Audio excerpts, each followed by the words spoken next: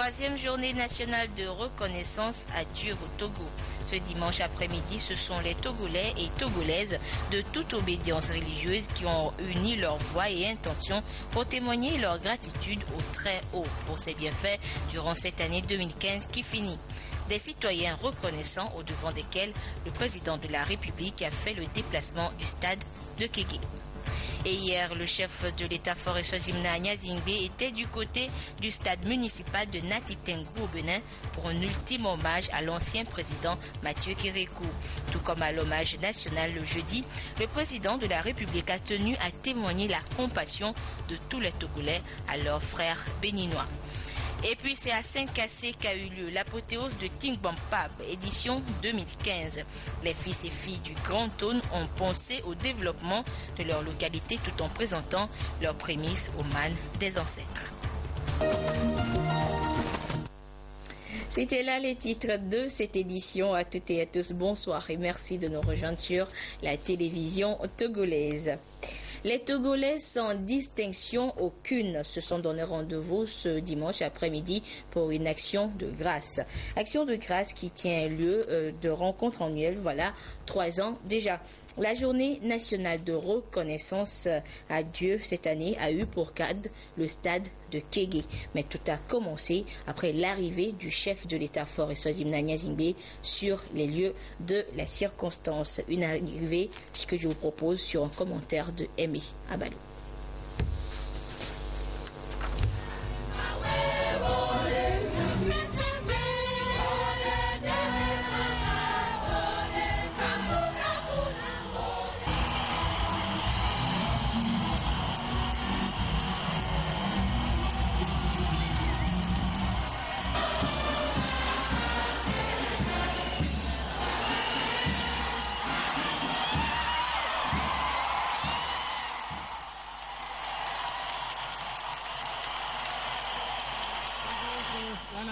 Dont l'Éternel est Dieu.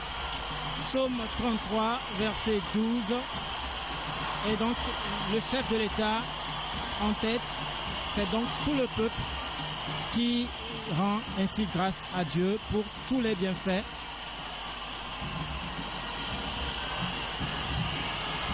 dont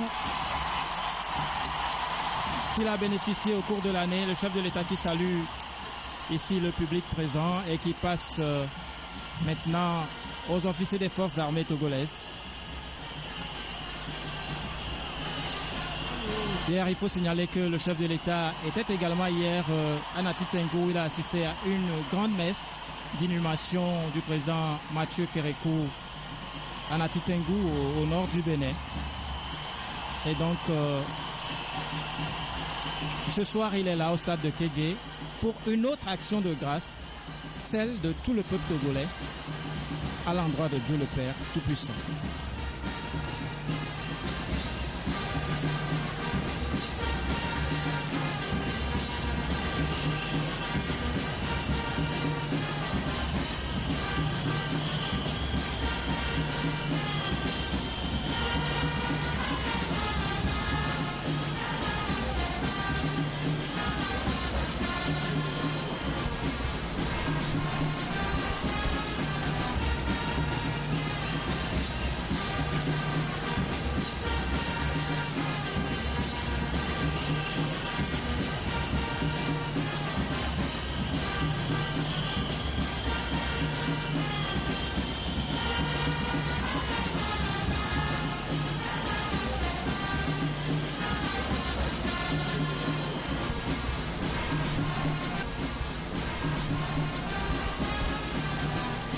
Il faut le dire également que le groupe Salut et Joie entend donc faire connaître à tous les Togolais, à toutes les Togolaises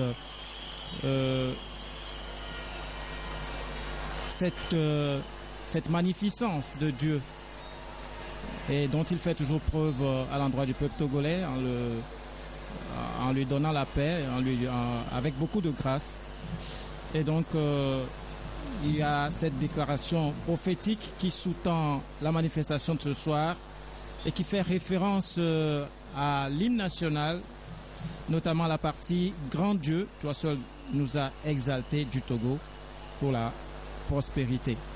Et je crois donc qu'on peut attendre beaucoup de retombées spirituelles, évidemment, de cette manifestation de ce soir sur le Togo pour l'année prochaine, puisque l'année tire déjà à sa fin. Il était quand même important de marquer une pause, de réfléchir, de prier Dieu le Père Tout-Puissant et de lui dire merci pour le parcours du Togo cette année. Et je crois que c'est une bonne chose si les autorités sont là ce soir pour cette communion.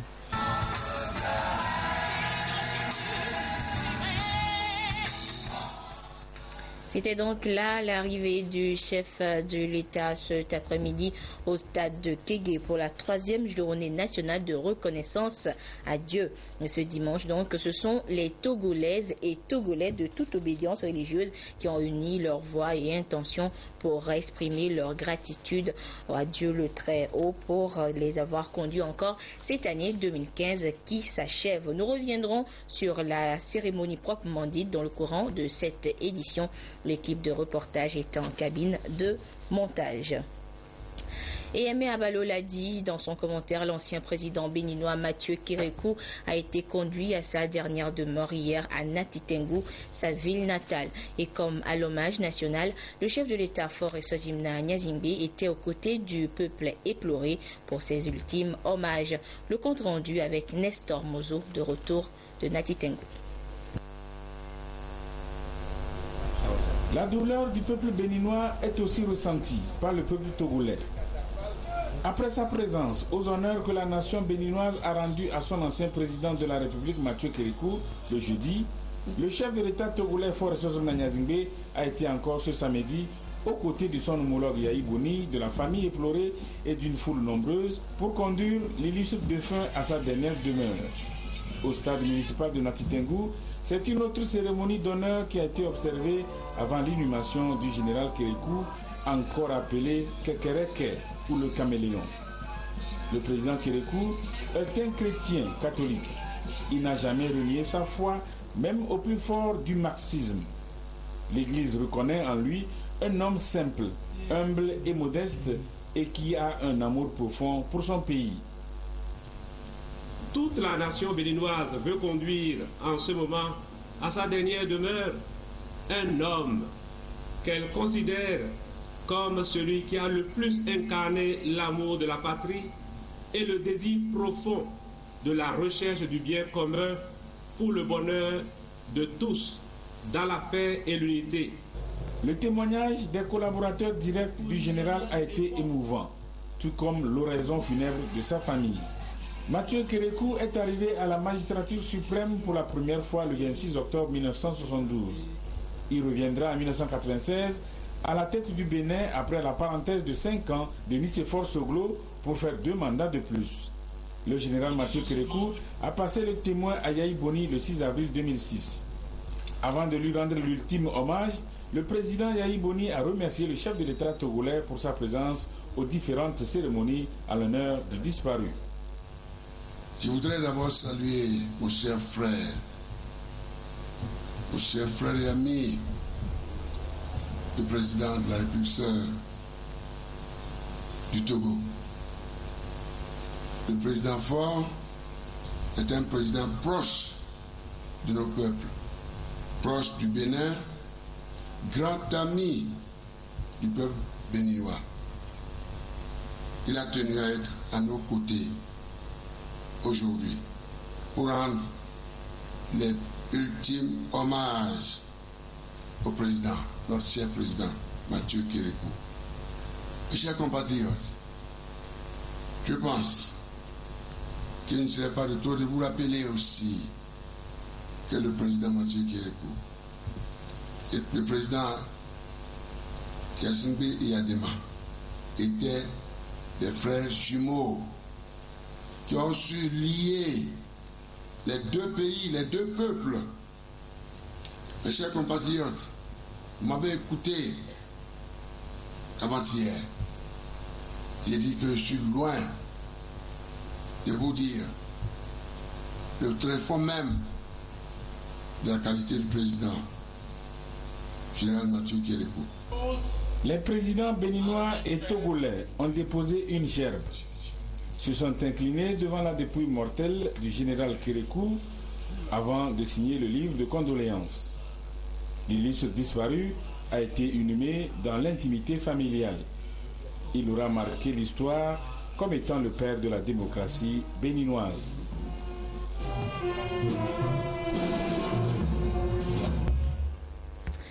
Direction à présent la région centrale du Togo où s'est tenue la rencontre d'information du ministère de l'Agriculture à l'endroit des producteurs de la région. Il s'agissait pour le ministre Agadazi et ses collaborateurs d'informer les producteurs sur les appels à propositions de projets d'appui direct en aménagement des fermes piscicoles. Les détails avec la correspondance de la marque Odiona. Comment amener les producteurs et les productrices agricoles à ne pas brader leurs produits dès la récolte? Le gouvernement togolais, à travers le projet d'appui au secteur agricole PASA, met en place des instruments financiers que sont les fonds compétitifs. Cette rencontre avec les acteurs agricoles de la région centrale a pour objectif d'informer et de sensibiliser ces derniers sur les appels à propositions de projets d'appui direct en aménagement des fermes piscicoles, de sous-projets productifs et de warrantage des fonds compétitifs du PASA. Il s'agit d'un financement qui a été mobilisé par le gouvernement togolais avec l'appui des partenaires techniques et financiers, notamment la Banque mondiale, pour promouvoir un certain nombre d'activités liées au secteur agricole sous 3 volets. Il y a le premier volet qui concerne la mise en marché des produits, qu'ils soient céréaliers ou bien relevant de la filière légumineuse. Le deuxième instrument concerne le soutien aux projets innovants dans toutes les filières. Troisième instrument financier qui concerne les appuis directs dans le secteur de la pisciculture. Pour les producteurs, c'est une bonne initiative qui permet que la mécanisation de l'agriculture soit une réalité au Togo. On va remercier le chef de l'État qui a su initier pour le monde agricole ce grand projet et plus particulièrement si nous parlons de PASA, le ministre de l'Agriculture lui-même vient de reconnaître que c'est sur instruction du chef de l'État qu'il vient nous donner ces informations. Pour le financement des opérations de warrantage au cours de la campagne agricole 2015-2016, les projets doivent porter sur les céréales, les légumineuses et les diverses formes de projets qui permettent de stocker des produits agricoles pour en tirer un prix plus intéressant et accéder plus facilement au crédit pour le développement des activités agricoles. Et après les échanges avec les producteurs et productrices sur les instruments financiers, le colonel Orokura Agadazi a mis le cap sur Kuchoni dans la préfecture de Tchamba. Là, il a procédé à la remise officielle d'un barrage d'eau, une initiative du chef de l'État pour permettre aux jeunes de cette préfecture de mener diverses activités. Nous retrouvons la marque Bojona. Ce barrage d'une capacité de 120 000 m3 avec une profondeur de 8 mètres a valu 100 millions de francs CFA. Il a été construit pour la coopérative des producteurs d'anacarde de Tchamba, Copat, afin que les membres de cette coopérative mènent des activités de maraîchage. La retenue d'eau est une initiative personnelle du chef de l'État Faure Gnassingbé. Pour sa remise aux bénéficiaires, le ministre Orokura Agadazi a fait le déplacement de Kuchoni. Le chef de l'État avait pris l'engagement de réaliser cet ouvrage pour les populations de Tchamba et plus particulièrement pour la coopérative des producteurs d'anacarde de Tchamba. Par rapport à leur demande, le gouvernement togolais avait mis en place une ZAP, une zone d'aménagement agricole planifiée pour développer la production d'anacarde. Le maître d'ouvrage se félicite du travail qui a été fait. Donc on a commencé avec 100 hectares, avec 100 jeunes. 1 hectare d'anacarde avec un jeune. Et lorsqu'on a réalisé, les jeunes étaient très dynamiques. Et suite à cela, l'anacarde, il faut attendre. On a commencé aussi par le soja, mais le soja aussi, il faut attendre un peu. Et le chef d'État dit que si on peut faire la retenue d'eau pour permettre aux gens de faire le maraîchage, ce serait une bonne chose. Et nous avons constaté que les gens sont dynamiques nous allons dire que cette réussite est due à la volonté politique et surtout des chefs qui ont accepté de donner 100 hectares pour ce projet. Pour la suite, maintenant, vous allez voir qu'on a réalisé un forage et le forage permettra aussi de faire une irrigation goutte à goutte pour les jeunes. Et ici aussi, c'est la possibilité aussi de faire la pisciculture. Avec cet étang, on va faire même beaucoup d'étangs. À partir de cette retenue d'eau, on va faire encore des étangs pour permettre aux jeunes vraiment de rester dans leur village, de s'occuper de leur famille. Le ministre de l'Agriculture, de l'Élevage et de l'Hydraulique, avant la remise du barrage, a visité l'association Las Beguinas de Bangalam-Zahir et les travaux d'une autre retenue d'eau. Celle-ci est située à Nada, à quelques encablures de Sokodé, du côté est. Autre actualité, permettre aux citoyens d'être en mesure de mieux connaître la justice pour la saisir de manière adéquate. C'est le rôle du guide juridique du citoyen rendu public vendredi dernier par le garde des Sceaux, ministre de la Justice. Sonia Ménico et Joël Aziedapou parcourent pour nous les grandes lignes de ce nouveau guide. C'est pour permettre une meilleure connaissance des textes et règles juridiques et faciliter l'accès du citoyen à la justice que ce guide juridique du citoyen a été élaboré par le ministère de la Justice avec l'appui du Programme des Nations Unies pour le développement. Le document se présente en 3 parties. La première partie présente une vue panoramique sur le droit togolais. La deuxième partie, c'est la justice et ses procédures et les actes qu'il faut poser pour obtenir ce que vous voulez auprès du ministère de la Justice. Et la troisième partie vous donne les conventions internationales régulièrement ratifiées par le Togo, ainsi que des contacts utiles pour tout justiciable ou tout citoyen qui veut obtenir une information. L'ouvrage édité en 1000 exemplaires a été officiellement mis à la disposition du ministère de la Justice. Ce document va servir au bureau d'accueil et d'orientation des justiciables au sein de nos juridictions. La phase expérimentale va commencer avec le tribunal de première instance de Lomé et la cour d'appel de Lomé et aussi le tribunal et la cour d'appel de Kara, où ces bureaux d'accueil ont été ouverts depuis 2013 mais demeuraient non fonctionnels. Et si Dieu le veut, dès lundi, les mesures seront prises pour que ces bureaux commencent à travailler. Et sur quelle base? Sur la base de ces guides-là.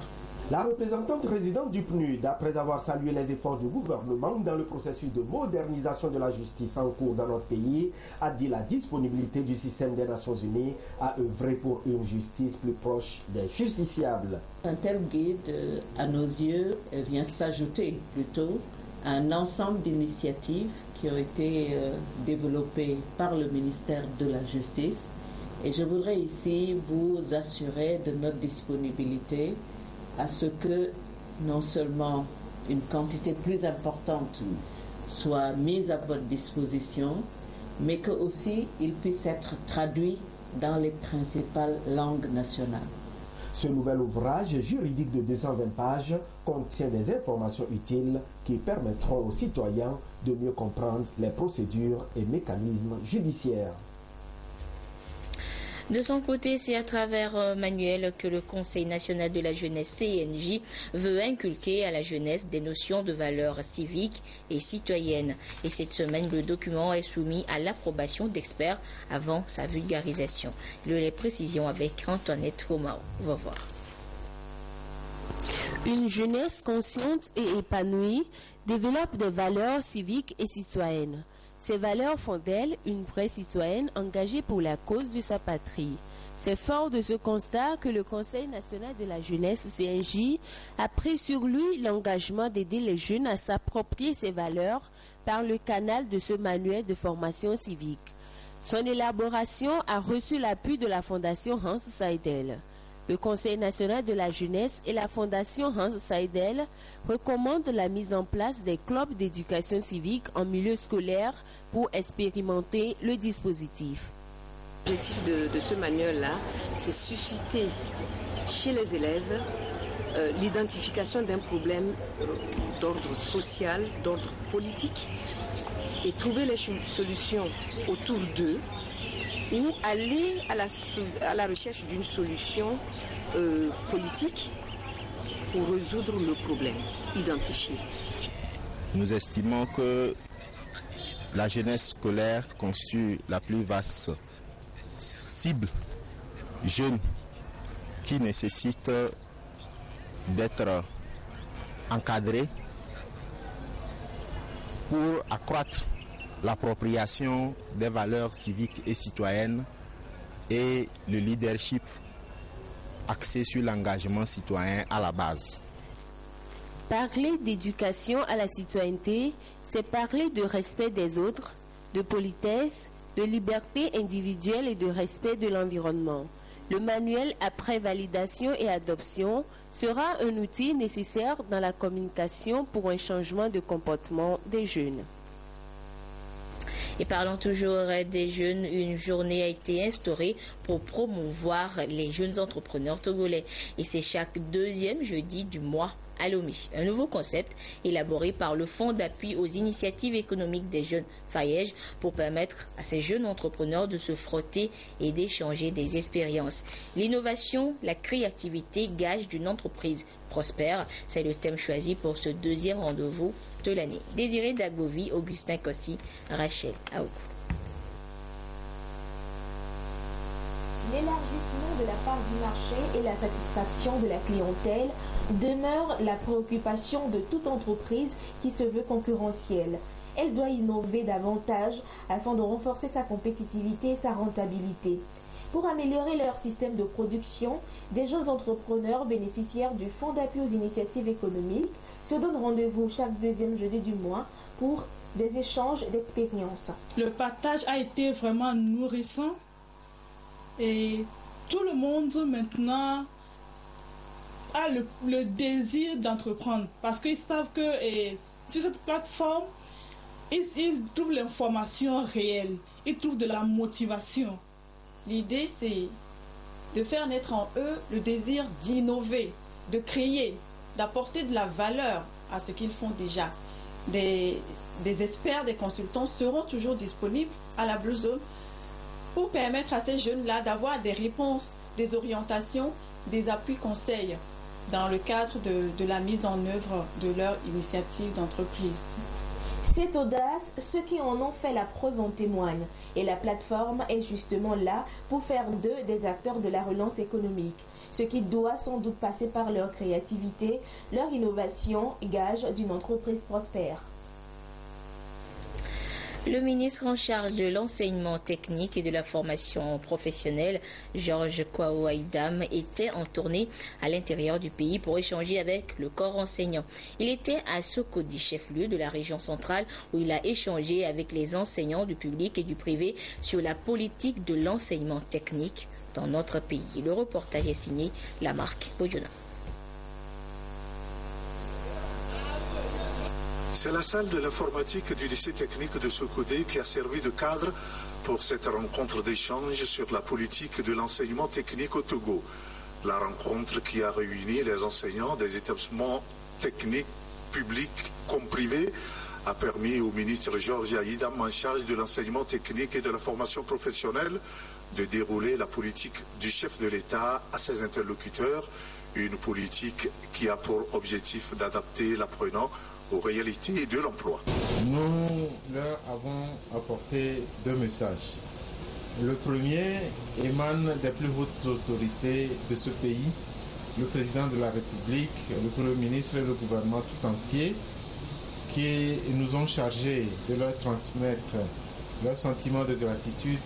Le deuxième message concerne les orientations qui doivent nous guider dans la réalisation de notre mission de formation, mais surtout des jeunes que nous destinons au monde de l'emploi.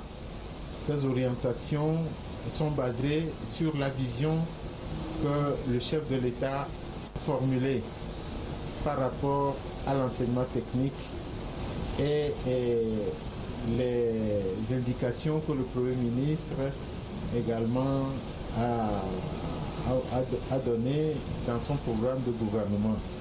Il s'agit de moderniser le système de l'enseignement technique en opérant l'adéquation entre la formation et l'emploi. Le ministre Georges Aïdam a saisi cette occasion pour remercier les enseignants des établissements privés pour tous les efforts qu'ils déploient pour accompagner le gouvernement dans la formation de la jeunesse togolaise. À Kanté, la ministre de la Promotion féminine a choisi d'échanger avec les populations sur l'importance de la communication entre parents et enfants. Une condition primordiale selon Mme Kolani Yanchari pour freiner et réduire les mariages et grossesses précoces. De Kanté, la correspondance de Nestor Mozo. L'éducation de la fille au Togo reste encore un défi de taille, surtout au secondaire et au supérieur. Plusieurs facteurs conjugués expliquent les disparités constatées dans le système éducatif. Parmi eux, les mariages et grossesses précoces. Selon l'enquête Mix 4 de 2010, près d'un tiers de femmes entre 15 et 49 ans se sont mariées avant l'âge de 18 ans. La même enquête indique un taux de grossesse précoce de 17,3%. Au cours de la période 2009-2012, un total de 5 343 cas de grossesse ont été enregistrés dans les établissements scolaires sur toute l'étendue du territoire. Au nombre des déterminants de ce phénomène figure le manque d'informations et le faible niveau de connaissance des jeunes sur la santé sexuelle et de la reproduction, dû en partie au déficit de communication entre les parents et leurs enfants sur la question, et c'est pour combler ce déficit que cette session de formation a été organisée à Kanté par le ministère de l'Action sociale et de la promotion de la femme. Nous avons appris à parler de la jeune fille scolarisée et la jeune fille non scolarisée. Et aussi les avantages qu'une fille va à l'école, elle doit amener à ses parents et à la population et dans son pays. Il y a les techniques de communication, il y a les techniques d'animation, et c'est ça que nous avons appris. Mais une seule fois, ce n'est pas facile aussi de dire qu'on est totalement satisfait. Et il faut que ça se répète pour qu'on retienne mieux. C'est la ministre de l'Action sociale, chargée de la promotion de la femme, qui a tiré les rideaux sur cette session de formation. Nous avons l'obligation d'intensifier nos interventions visant le renforcement des connaissances et le changement des attitudes et comportements des parents afin de leur permettre d'aborder plus aisément avec leurs enfants la question de leur sexualité. Ceci permettra à nos enfants d'être mieux informés et de poser des actes conséquents et responsables. Je voudrais d'ici dire merci à tous les partenaires, notamment à l'UNFPA qui a toujours accompagné le gouvernement dans sa recherche du mieux-être de la population en matière de santé sexuelle et de reproduction. La même formation a été tenue ou sera tenue dans la commune de Lomé, à Badida, à Vaughan, à Mandouri, à Saint-Cassier et à Guérenkouka. L'année 2015 tire à sa fin et l'heure du bilan a sonné dans tous les services et institutions. Les membres du conseil d'administration de la Banque d'investissement de développement de la CEDEAO BIDC se sont prêtés à l'exercice cette semaine.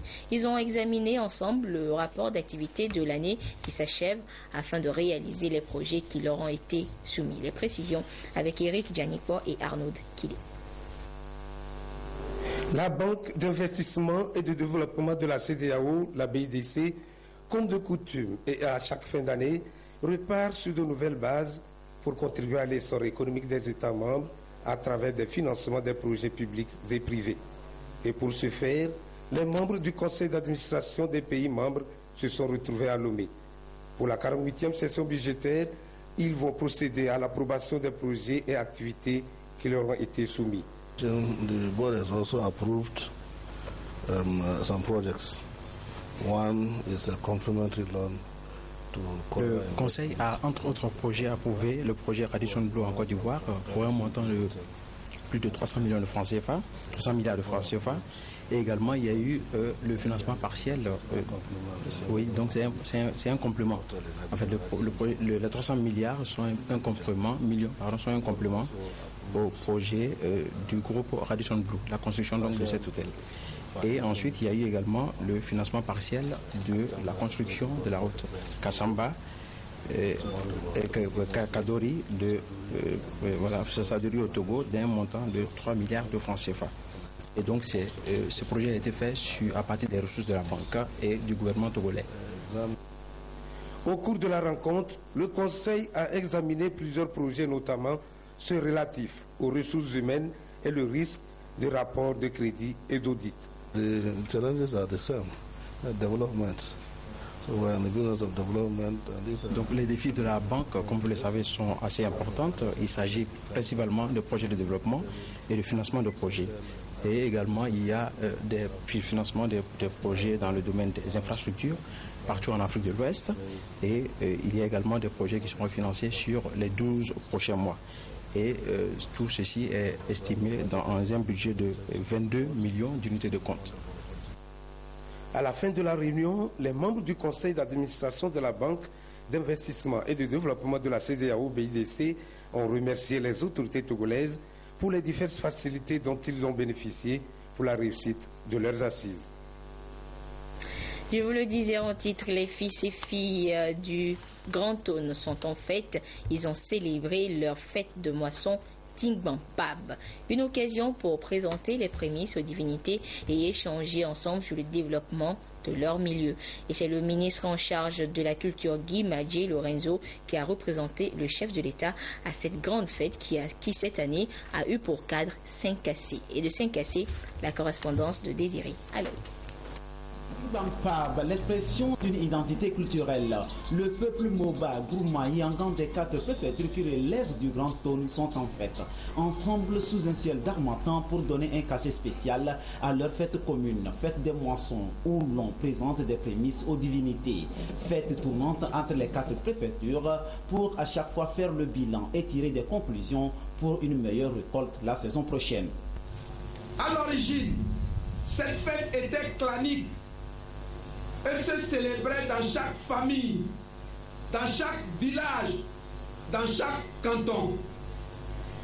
Au cours de l'office, on immolait de la volaille et du bétail et on préparait un repas sacrificiel, le djol, ou encore canne, qu'on se partageait sur les lieux mêmes en guise de communion.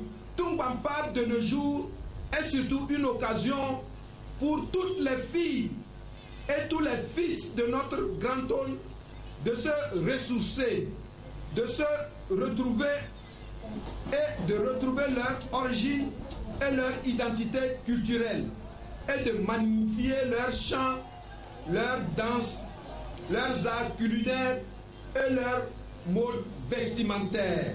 Tingbampab, qui a vu la participation des frères et sœurs de la sous-région et de la France, se veut un vaste canal où viennent mouler toutes les forces des filles et fils du Grand Aune et trouver l'inspiration pour le développement. Au nom du président de la République, le ministre Guy Madjé Lorenzo, en charge de la communication, de la culture, des sports et de la formation civique, a convié les populations du Grand Aune à opérer une synergie d'action pour un développement harmonieux. Vaillante population de Aune, en célébrant les prémices de vos produits agricoles en ce jour, vous remettez en lumière une tradition consacrée par nos ancêtres et nous l'annoncions tantôt, celui du travail bien fait. Permettez-nous d'insister sur cet aspect de votre fête traditionnelle qui répond parfaitement à la vision du chef de l'État. Tingbampab n'a de sens que si vous avez développé un sens du courage, une lutte envers et contre tout, pour retourner vos terres, l'entretenir et aujourd'hui pour offrir les premiers fruits aux mains de nos ancêtres. Engagez-vous à exceller dans vos différentes activités. Trouvez en vous la force et le courage de vous battre. Pour sa part, le gouvernement vous invite à saisir les différents outils de développement qu'il met à votre disposition, à vous en approprier et surtout à en tirer le meilleur parti. Ces outils sont les programmes développés par le Fonds national de la finance inclusive, FNFI, à la demande du chef de l'État. Patrimoine culturel à valoriser et à transmettre de génération en génération, Tigman-Pab est une occasion pour montrer l'autre facette de la culture du Grand Saône et dévoiler la qualité d'un vivre ensemble afin de contribuer au développement de toute la nation togolaise. Cette fête, qui n'est que le couronnement des efforts de l'homme qui tourne la terre, doit interpeller tous à réfléchir sur la problématique du changement climatique qui chaque année freine la production agricole. En attendant le rendez-vous de Tandoua pour l'édition 2016, celle de 2015 s'achève dans une ambiance de grand jour.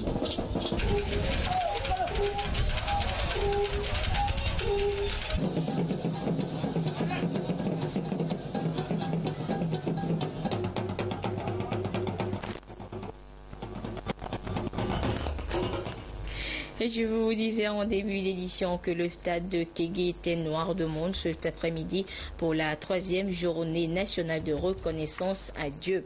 Une manifestation annuelle désormais à laquelle a pris part le chef de l'État Fort et Sozimna Nyazingbe. Nous vous proposerons les détails de cette manifestation dans notre édition de demain. Mais en attendant, je vous laisse découvrir l'ambiance qui a régné cet après-midi du côté du stade de Kégué. Une ambiance entretenue par des chorales et artistes de la chanson gospel. Regardez.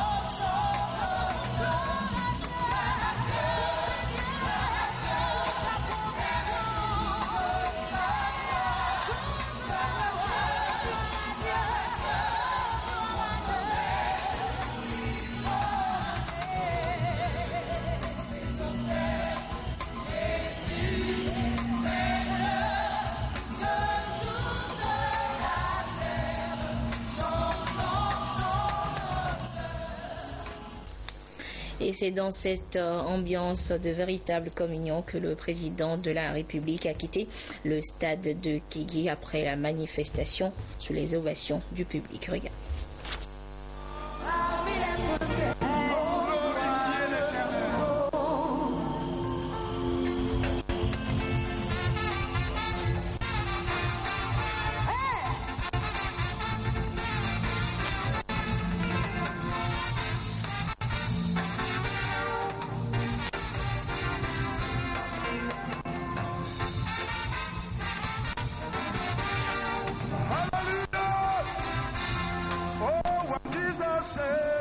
Nobody can say no. When Jesus say yes, nobody can say no. When Jesus open the door, nobody can say no. When Jesus say yes, nobody can say no. When Jesus bless me, nobody can say no. When Jesus say yes, nobody can say no.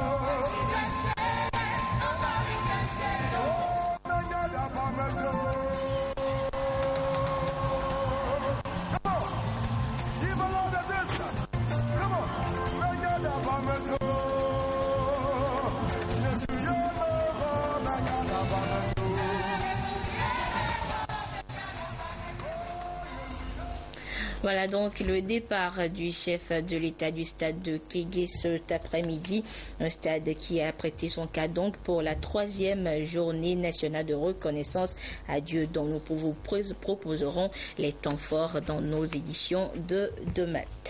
Et ainsi se referme ce journal quelque peu long, actualité oblige. Merci de votre aimable attention, mais je vous laisse découvrir une fois encore le programme de la cérémonie de présentation de vœux de Nouvel An 2016 au président de la République. Excellente suite de nos programmes. Au revoir. Cérémonie officielle de présentation des vœux du Nouvel An 2016 à son Excellence, Monsieur le Président de la République.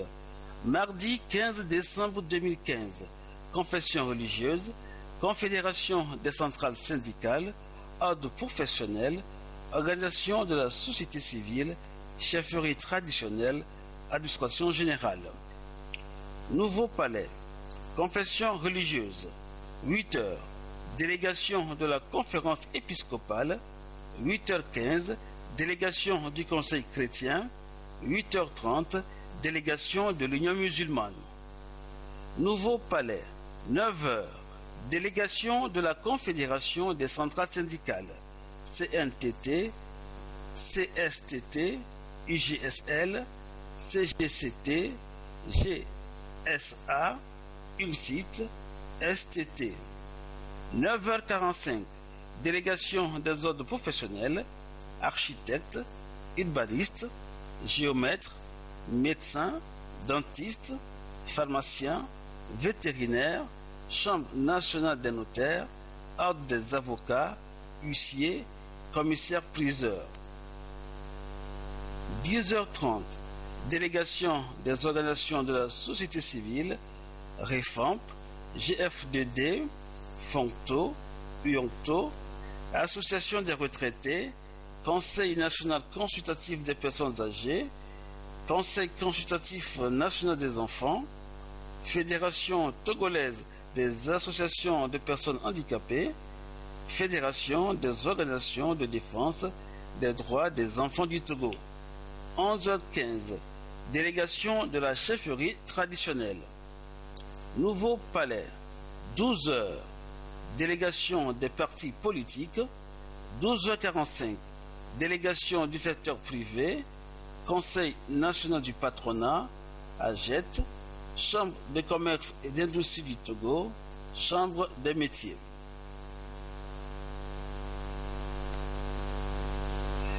Nouveau palais, 14h à 14h30, délégation des médias. Nouveau palais, 15h à 16h30, administration générale, y compris les parapublics. Délégation du ministère de la Défense et des anciens combattants, délégation du ministère d'État, ministère de l'Économie, des Finances et de la Planification du Développement, délégation du ministère du Développement à la base, de l'artisanat, de la jeunesse et de l'emploi des jeunes, délégation du ministère de l'Enseignement supérieur et de la Recherche, délégation du ministère de la Fonction publique, du Travail et de la Réforme administrative, délégation du ministère des Postes et de l'Économie numérique, délégation du ministère de la Sécurité et de la Protection civile, délégation du ministère des Infrastructures et des Transports, délégation du ministère de l'Agriculture, de l'Élevage et de l'Hydraulique, délégation du ministère du Commerce, de l'Industrie, de la Promotion du secteur privé et du tourisme, délégation du ministère de l'Environnement et des Ressources forestières, délégation du ministère de l'Urbanisme, de l'Habitat et du Cadre de vie, délégation du ministère des Affaires étrangères, de la Coopération et de l'Intégration africaine, délégation du ministère de l'Administration territoriale, de la décentralisation et des collectivités locales, délégation du ministère de la Communication, de la Culture, des Sports et de la Formation civique, délégation du ministère des Enseignements primaires, secondaires et de la formation professionnelle, délégation du ministère de la Justice et des relations avec les institutions de la République, délégation du ministère de la Santé et de la Protection sociale, délégation du ministère des Mines et de l'Énergie, délégation du ministère de l'Action sociale et de la promotion de la femme et de l'alphabétisation. 16h30, délégation des artistes. Vendredi 18 décembre 2015, les institutions de la République, au Nouveau Palais, 10h à 10h45. Les chefs des institutions de la République, médiateur de la République, Ashkroun, président de la CNDH, président de la Cour des comptes, président de la HAC, président de la Cour suprême, président de la Cour constitutionnelle, président de l'Assemblée nationale, Premier ministre. Délégation des institutions. 11h, les membres du gouvernement. 11h10, les députés à l'Assemblée nationale. 11h25, les membres de la Cour constitutionnelle. 11h30, les membres de la Cour suprême, du Conseil supérieur de la magistrature et le corps judiciaire. 11h45, les membres de la haute autorité de l'audiovisuel et de la communication. 11h50, les membres de la Cour des comptes. 12h, les membres de la Commission nationale des droits de l'homme. 12h03, médiateur, Ashkroun. 12h05, délégation de la présidence de la République. 12h20, délégation de la primature et du secrétariat général du gouvernement.